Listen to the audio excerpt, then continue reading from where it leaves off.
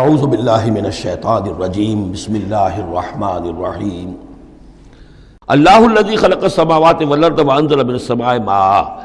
اللہ ہی ہے وہ جس نے کہ پیدا کیا آسمان اور زمین اور اتارا آسمان سے پانی، فاخرج بہ من الثمرات رزقا لکم، اور پھر نکالا اس کے ذریعے سے، پانی کے ذریعے سے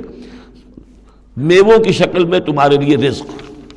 وسخر لکم الفلک لتجری فی البحر بامرہ، اور مسخر کر دیا تمہارے لیے کشتی کو کہ وہ چلے سمندر میں، دریا میں اس کے حکم سے، وسخر لکم الانہار، اور اس نے مسخر کر دیے تمہارے لیے دریا اور نہریں اور چشمے،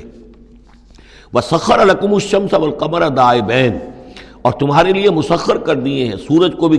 مسخر کر دیا، چاند کو بھی، کہ وہ ایک دستور کے مطابق برابر چل رہے ہیں، مسلسل چل رہے ہیں،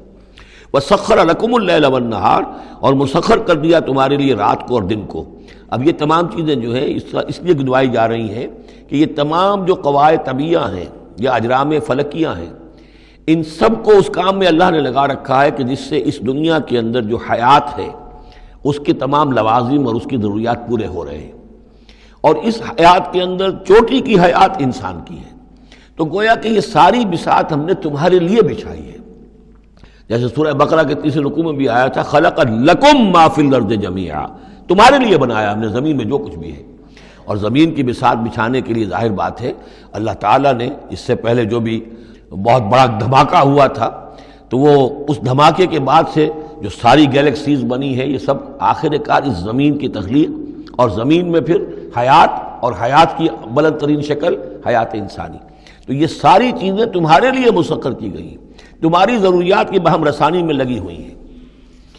وَآتَاكُم مِّن كُلِّ مَا سَأَلْتُمُوهُ، اور اس نے تمہیں دی ہیں وہ تمام چیزیں جو تم اس سے مانگتے ہو یا تم نے مانگی ہے۔ اب اس میں بھی ایک ہے شعوری طور پر مانگنا،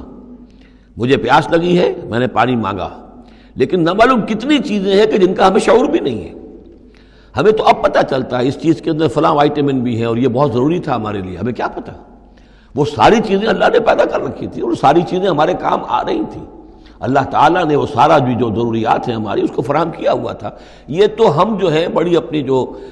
تیر مار رہے ہیں وہ یہ ہے کہ ہم پر کھلتا جا رہا ہے کہ اللہ نے ہماری کیا کیا ضرورتیں کس کس طور سے پوری کی ہیں، اور کتنی لانگ چینز ہیں، وہ